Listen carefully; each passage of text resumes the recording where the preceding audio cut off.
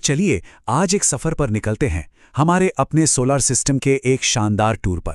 हम उन जगहों पर जाएंगे जिन्हें हम जानते हैं और उन अंधेरे कोनों की भी सैर करेंगे जहां सूरज का असर खत्म होने लगता है। ये तस्वीर तो हम सब पहचानते हैं, है ना? हमारा घर। लेकिन हमारा सोलर सिस्टम सिर्फ इन 8 ग्रहों तक ही सीमित नहीं है। अरे ये तो एक बहुत ही विशाल और कह सकते हैं भीड़-भाड़ वाली जगह है। यहाँ इतने सारे बौने ग्रह हैं, चांद हैं, धूमकेतु हैं, सब के सब हमारे सूरज के इर्द-गिर्द घूम रहे हैं। तो चलिए इस बड़े से परिवार को जरा और करीब से जानते हैं। तो किसी भी परिवार का एक मुखिया होता है ना? हमारे सोलर सिस्टम का मुखिया है हमारा सूरज। तो जाहिर है सफर की शुरुआत भी इसी धधकते हुए तारे और इसके चक्कर काटते ग्रहों से ही होगी। बिल्कुल, इन सबके बीचों बीच है हमारा सूरज। ये सिर्फ हाइड्रोजन और हीलियम का एक गोला नहीं है, ये हमारे पूरे सिस्टम का पावर हाउस है, एक धड़कता हुआ दिल। सोचिए, इसी की जबरदस्त ग्रेविटी ने सबको अपनी अपनी जगह पर बांध रखा है। ये एक ऐसी विशाल परमाणु भट्टी है जो अरबों सालों से लगातार जल रही है और हमें रोशनी और गर्मी दे रही है। अब बात करते हैं ग्रहों की। इनको ना 2 अलग-अलग टीमों में बांटा जा सकता है। एक तरफ हैं टेरेस्ट्रियल ग्रह यानी बुध, शुक्र, पृथ्वी और मंगल, जो चट्टानी हैं जिनकी सतह ठोस है, और दूसरी तरफ हैं गैस और बर्फ के दैत्य, बृहस्पति, शनि, यूरेनस और नेपच्यून। ये इतने बड़े हैं कि इनके सामने छोटे ग्रह कुछ भी नहीं लगते। लेकिन एक मिनट, क्या सिर्फ 8 ही ग्रह हैं या फिर कहीं अंधेरे में कोई 9वां ग्रह भी छिपा हुआ है? देखिए, वैज्ञानिक काफी समय से हैरान हैं। नेपच्यून के बहुत बहुत दूर कुछ चीजों की हरकतें थोड़ी अजीब हैं और इससे ये थियोरी सामने आई है कि शायद वहां प्लैनेट 9 नाम का एक बहुत बड़ा बर्फीला ग्रह मौजूद है जो बस हमसे छिपा हुआ है। ये प्लैनेट 9 की बात तो ठीक है, पर एक मिनट, किसी चीज को प्लैनेट कहते ही क्यों हैं? ये एक बहुत बड़ा सवाल है जिसने खगोलविदों के बीच एक जबरदस्त बहस छेड़ दी थी। तो चलिए समझते हैं कि एक प्लैनेट और एक नॉट अ प्लैनेट में क्या फर्क है। तो देखिए, इंटरनेशनल एस्ट्रोनॉमिकल यूनियन के मुताबिक प्लैनेट कहलाने के लिए 3 शर्तें हैं, एक तरह की चेकलिस्ट। पहली, कि वो सूरज का चक्कर लगाता हो। ठीक है, आसान है। दूसरी, कि वो इतना बड़ा हो कि अपनी ही ग्रेविटी से लगभग गोल हो जाए।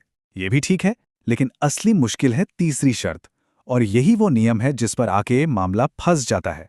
तो फर्क क्या है? एक असली प्लैनेट जो होता है ना, वो अपनी कक्षा का बॉस होता है।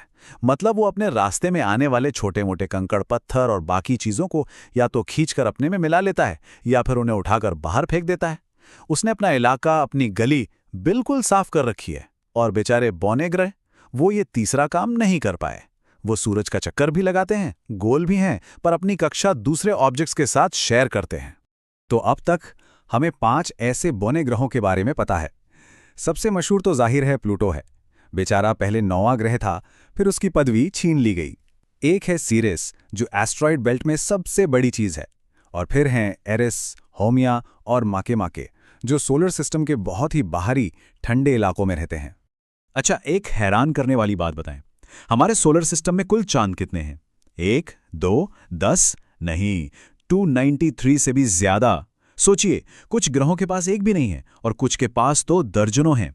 और बृहस्पति का चांद गैनीमीड, वो तो इतना बड़ा है कि बुध ग्रह से भी बड़ा है। मतलब एक चांद जो एक ग्रह से भी बड़ा है। चलिए ग्रहों और उनके चांद से आगे बढ़ते हैं, क्योंकि हमारा सोलर सिस्टम सिर्फ बड़ी चीजों से नहीं बना है। यहाँ पर अनगिनत छोटी मोटी ब्रह्मांडीय चट्टानें और बर्फ के गोले भी तैर रहे हैं, और इनकी अपनी एक अलग ही दुनिया है। सबसे पहले बात करते हैं एस्टेरॉइड्स की। इन्हें आप सोलर सिस्टम के बनने के समय का बचा हुआ मलबा समझ सकते हैं। ज्यादातर तो ये मंगल और बृहस्पति के बीच एक बेल्ट में घूमते रहते हैं। लाखों हैं ये गिनती में, पर मजे की बात यह है कि अगर इन सबको इकट्ठा कर लें तो भी इनका कुल वजन हमारे चांद से कम ही होगा। और कुछ एस्टेरॉइड्स तो और भी खास होते हैं, जिन्हें ट्रोजन्स कहते हैं। ये बड़े ग्रहों जैसे बृहस्पति के साथ साथ उसी की कक्षा में घूमते हैं। ये लैग्रेंज पॉइंट्स नाम की खास जगहों पर फंसे रहते हैं। ये ऐसी ग्रेविटेशनल स्वीट स्पॉट्स हैं जहां ये ग्रह से टकराए बिना सुरक्षित तरीके से घूमते रहते हैं। अब आते हैं धूमकेतु यानी कॉमेट्स पर। ये असल में अंतरिक्ष की गंदी बर्फीली गेंदें हैं। जब ये अपने लंबे सफर पर सूरज के करीब पहुंचते हैं तो गर्मी से इनकी बर्फ भाप बनने लगती है और अपने साथ धूल भी उड़ाती है। यही गैस और धूल मिलकर एक चमकता हुआ बादल बनाती हैं, जिसे कोमा कहते हैं। और फिर सूरज से आने वाली सोलर विंड इस बादल को पीछे की तरफ धकेलती है, जिससे वो खूबसूरत सी पूंछ बनती है। अच्छा, एक ही चीज के 3 नाम हो सकते हैं डिपेंडिंग ऑन कि वो कहाँ है। चलिए एक अंतरिक्ष की चट्टान के सफर को देखते हैं। जब ये छोटा सा टुकड़ा जो किसी कॉमेट या एस्टेरॉयड से टूटकर आया हो अंतरिक्ष में सूरज का चक्कर लगा रहा है, तब हम उसे कहते हैं मीटियोरॉइड। अब मान लीजिए इसका रास्ता हमारी पृथ्वी से टकरा गया। जैसे ही ये हमारे वायुमंडल में घुसता है, हवा की रगड़ से ये आग पकड़ लेता है और जलने लगता है। आसमान में जो हमें वो तेज रोशनी की लकीर दिखती है, जिसे हम टूटता तारा कहते हैं, वो असल में यही जलता हुआ पत्थर है, और इस स्टेज पर इसे कहते हैं मीटियोर।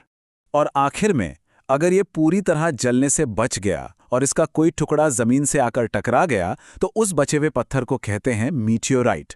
और एक दिलचस्प बात, जमीन पर मिलने वाले 99.8% मीटियोराइट्स असल में एस्ट्रॉइड्स के ही हिस्से होते हैं। तो चलिए अब अपने सफर को और आगे बढ़ाते हैं, ग्रहों की दुनिया से भी परे, उस बर्फीले अंधेरे इलाके में जहां सोलर सिस्टम की सीमाएं शुरू होती हैं। नेपच्यून के ठीक बाद शुरू होती है काइपर बेल्ट। इसे आप एस्ट्रॉइड बेल्ट का बड़ा और ज्यादा बर्फीला भाई समझ सकते हैं। ये एक बहुत विशाल इलाका है जो प्लूटो जैसे बौने ग्रहों और खरबों बर्फीले पिंडों से भरा है। ये सब हमारे सोलर सिस्टम के बनने के समय का बचा हुआ सामान है।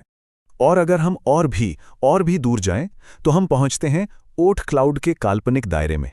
ये हमारे सोलर सिस्टम के चारों ओर एक बहुत ही विशाल गोलाकार खोल जैसा है जो बर्फीले पिंडों से बना है। इसे हमने सीधे तौर पर कभी देखा नहीं है, ये अभी भी एक थ्योरी है, पर माना जाता है कि जो बहुत लंबी पूंछ वाले धूमकेतु हजारों साल में एक बार आते हैं, वो यहीं से आते हैं। अब हम अपने सफर के लगभग आखिरी पड़ाव पर हैं, पर जाने से पहले एक बहुत जरूरी चीज के बारे में जानना होगा, वो अदृश्य बुलबुला जो हमारे पूरे सोलर सिस्टम के लिए एक सुरक्षा कवच का काम करता है। देखिए, हमारा सूरज लगातार चार्ज्ड पार्टिकल्स की एक धारा फेंकता रहता है, जिसे हम सोलर विंड कहते हैं। ये सोलर विंड अरबों मील तक फैलकर एक विशाल चुंबकीय बुलबुला बनाती है, जिसे हेलियोस्फीयर कहते हैं। इसकी कई परतें हैं। सबसे पहले आता है टर्मिनेशन शॉक, जहां ये हवा अचानक धीमी हो जाती है। फिर आता है हेलियोशीथ, एक अशांत उथल पुथल वाला इलाका। और सबसे आखिर में है हेलियोपॉज। ये वो असली बाउंड्री है जहां हमारे सूरज का असर खत्म हो जाता है और इंटरस्टेलर स्पेस यानी तारों के बीच की जगह शुरू हो जाती है। पहले वैज्ञानिक ये सोचते थे कि जैसे पानी में चलती नाव अपने आगे एक लहर बनाती है, ठीक वैसे ही हमारा पूरा सोलर सिस्टम भी जब आकाशगंगा में सफर करता है तो अपने आगे एक बो शॉक बनाता होगा। पर हमारे वॉयेजर स्पेसक्राफ्ट्स जो अब इस इलाके को पार कर चुके हैं, उन्होंने जो डेटा भेजा है उससे लगता है कि शायद ऐसा कोई बो शॉक है ही नहीं। तो ये अब भी एक बहस का मुद्दा है। तो लीजिए, हम सूरज के प्रभाव के बिल्कुल किनारे पर आ खड़े हुए हैं। हमने अपने घर की सीमाओं को देख लिया है, पर सवाल यह है कि इसके पार क्या है? इस हीलियोस्फीयर के बुलबुले के बाहर कौन सी अनजान दुनिया है? कौन से नए रहस्य हैं? ये वो सवाल हैं जिनके जवाब खोजना अभी बाकी हैं।